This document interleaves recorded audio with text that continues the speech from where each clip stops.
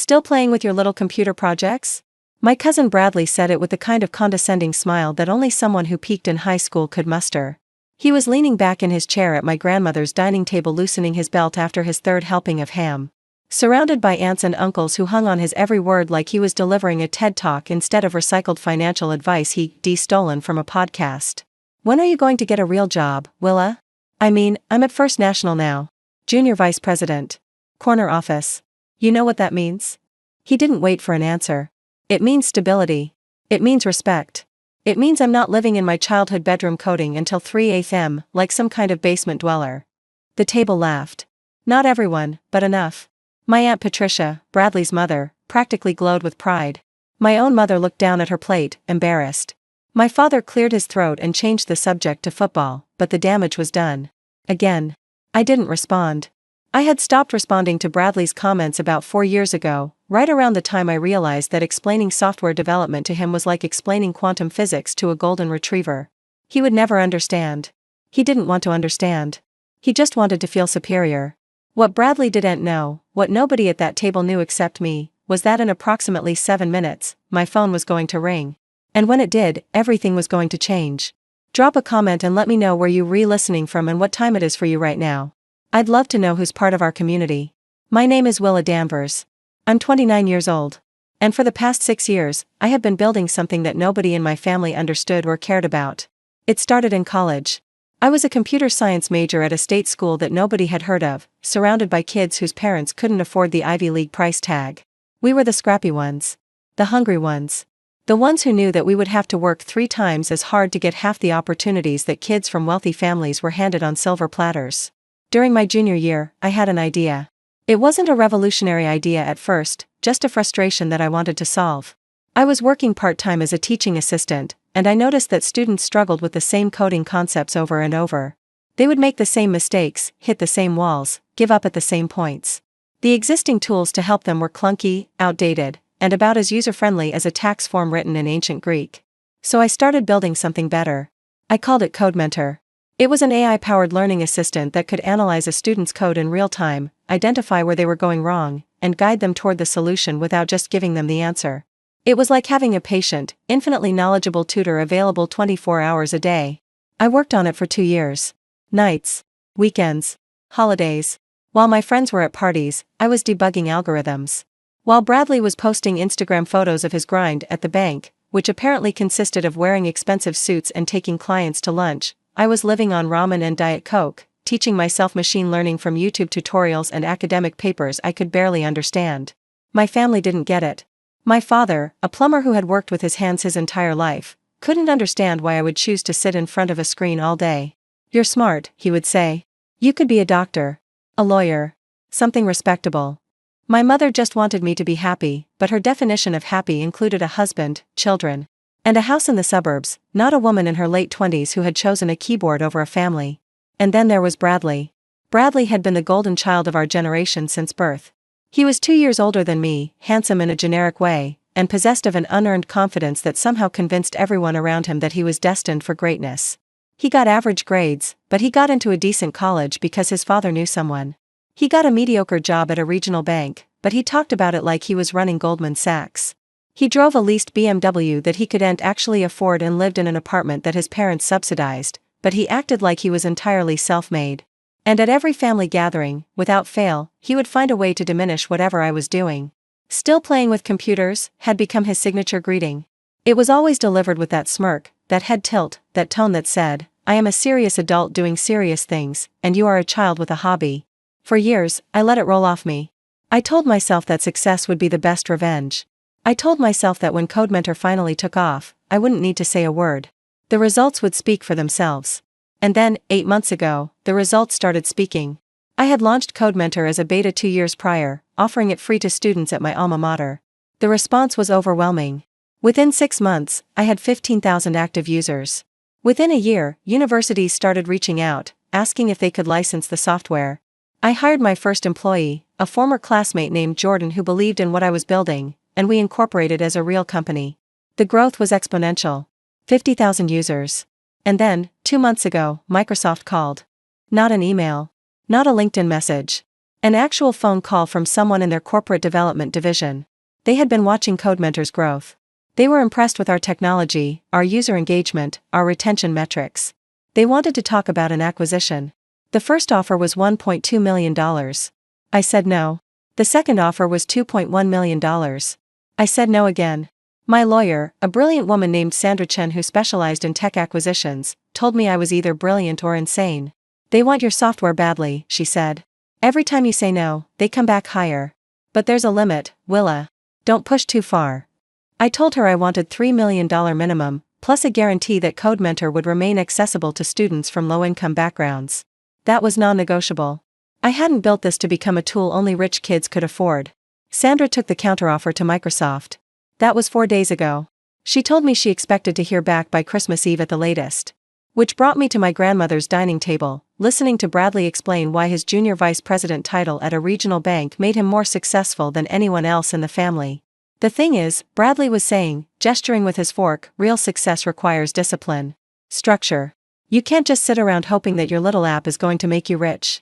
The world doesn't work that way. You need to pay your dues. Work your way up. That's what I've done. Bradley got another promotion this year, Aunt Patricia added, beaming. His boss says he's the most promising young executive they've had in a decade. That's wonderful, my grandmother said politely.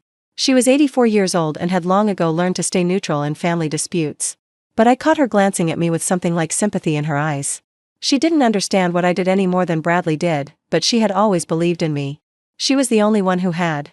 My phone buzzed in my pocket. I pulled it out and glanced at the screen. Sandra Chen. My heart rate spiked. This was it. Either Microsoft had accepted my terms, or they had walked away. Either way, my life was about to change. Willa, phones at the table? Aunt Patricia said disapprovingly. We're in the middle of dinner.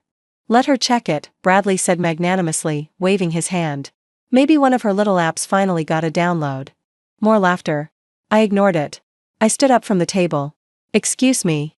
I need to take this. I walked into my grandmother's living room and answered the call.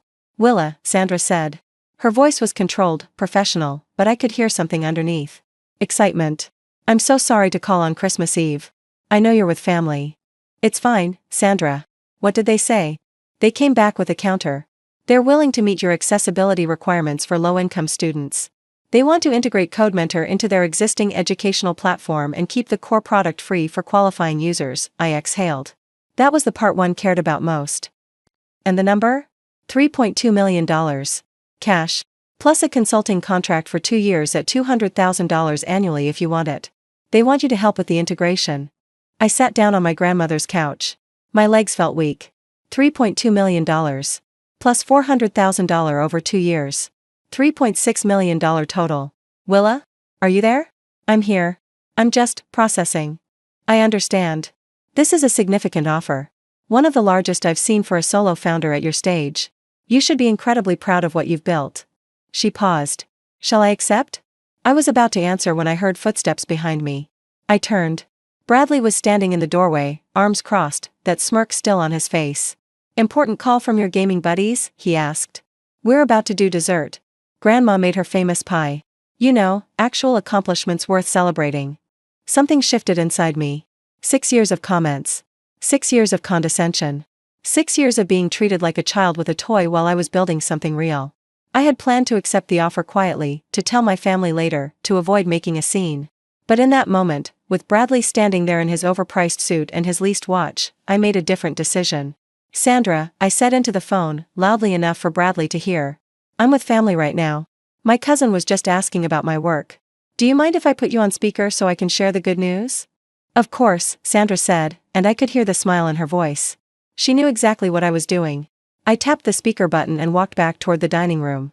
Bradley followed, confusion replacing his smirk. Everyone, I said, standing at the head of the table. I'm sorry to interrupt dessert, but I just received an important call from my lawyer. I'd like to share it with you. My mother looked up, worried. My father frowned. Aunt Patricia rolled her eyes. My grandmother leaned forward, intrigued. Sandra, I said, could you please repeat what you just told me? Of course. Sandra's voice filled the room, crisp and professional. Microsoft Corporation has made a final offer to acquire CodeMentor, the educational software platform developed by Willa Danvers. The silence in the dining room was absolute. I could hear the clock ticking on the wall. I could hear someone's fork clatter against a plate. Bradley's face had gone pale. His mouth was open slightly, but no sound came out. I'm sorry, Aunt Patricia said slowly. Did you say Microsoft? As in, the Microsoft? Yes, ma'am, Sandra replied. Microsoft Corporation, headquartered in Redmond, Washington. They've been in negotiations with Willa for approximately 2 months regarding this acquisition. My father stood up from his chair. Willa, you're telling me that Microsoft wants to pay you $3 million for something you built? $3.2 million, Dad. Plus the consulting contract. My mother burst into tears. My grandmother was smiling, that quiet, knowing smile she always had when she turned out to be right about something. Willa, Sandra said from the phone. I need a decision. Shall I accept the offer? I looked around the table. I looked at my parents, who had worried about me for years and were now staring at me like they were seeing me for the first time. I looked at my grandmother, who had never stopped believing. I looked at Aunt Patricia, whose expression had shifted from disdain to something that looked almost like respect. And then I looked at Bradley. He was still standing in the doorway, frozen. His face had cycled through shock, disbelief, and was now settling on something that looked like nausea. I could see him doing the math in his head. $3.2 million. His junior vice president's salary was probably around $85,000, maybe $90,000 with bonuses. It would take him nearly 40 years to earn what I was about to make in a single transaction. Yes, Sandra, I said, not breaking eye contact with Bradley. Accept the offer. Wonderful. I'll send over the paperwork tonight. Congratulations, Willa. You've earned this. Thank you, Sandra. Merry Christmas. I ended the call. The room exploded. My father grabbed me in a bear hug so tight I could barely breathe. My mother was sobbing and laughing at the same time. My grandmother was clapping her hands, saying, I knew it, I always knew it. Aunts and uncles and cousins were crowding around, asking questions, offering congratulations, suddenly very interested in the little computer projects they had ignored for 6 years. Bradley hadn't moved.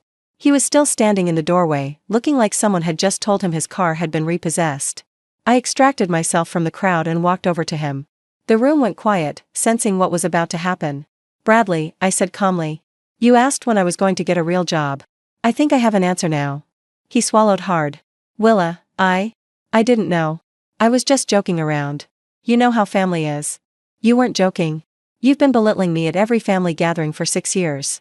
You called my work playing with computers. You called me a basement dweller.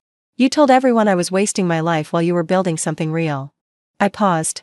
Well, I just built something real enough for Microsoft to pay $3.2 million for it. How's that compare to your corner office? His face reddened. That's not fair. I didn't have your advantages. My advantages? I almost laughed. Bradley, I went to a state school no one's heard of. I taught myself to code from free online resources. I built CodeMentor while eating ramen and sleeping 4 hours a night because I couldn't afford to hire help. Meanwhile, your dad got you your first internship, your parents pay half your rent. And you drive a car you can't afford because you think appearances matter more than substance. The room was dead silent. Aunt Patricia looked like she wanted to disappear into the floor. I'm not saying this to humiliate you, I continued. I'm saying it because you need to hear it.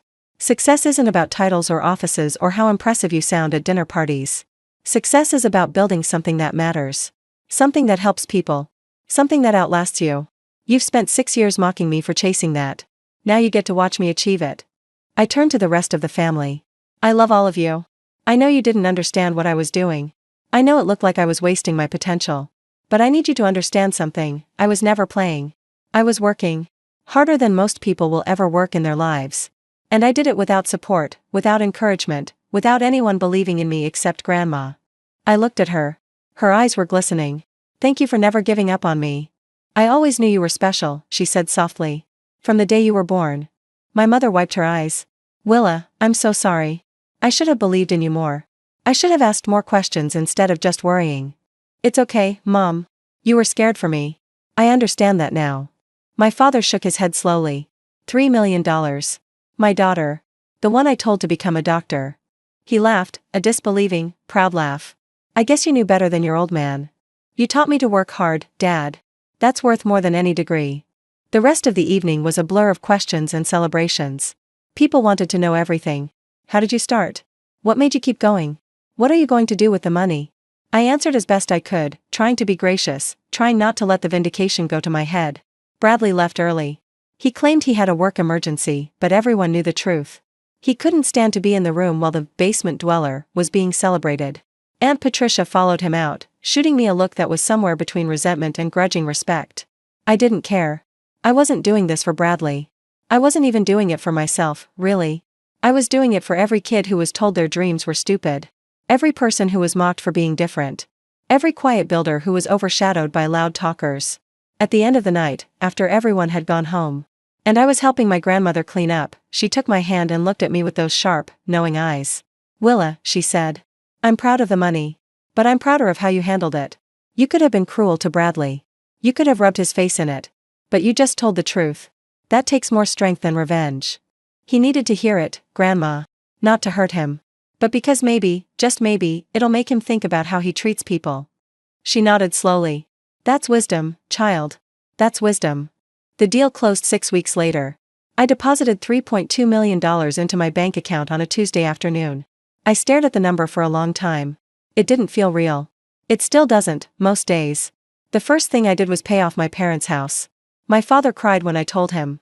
He tried to refuse, said he didn't need charity from his daughter. I told him it wasn't charity. It was gratitude. For every time he drove 3 hours to visit me at college. For every care package my mother sent. For every moment they worried about me, even when they didn't understand what I was doing.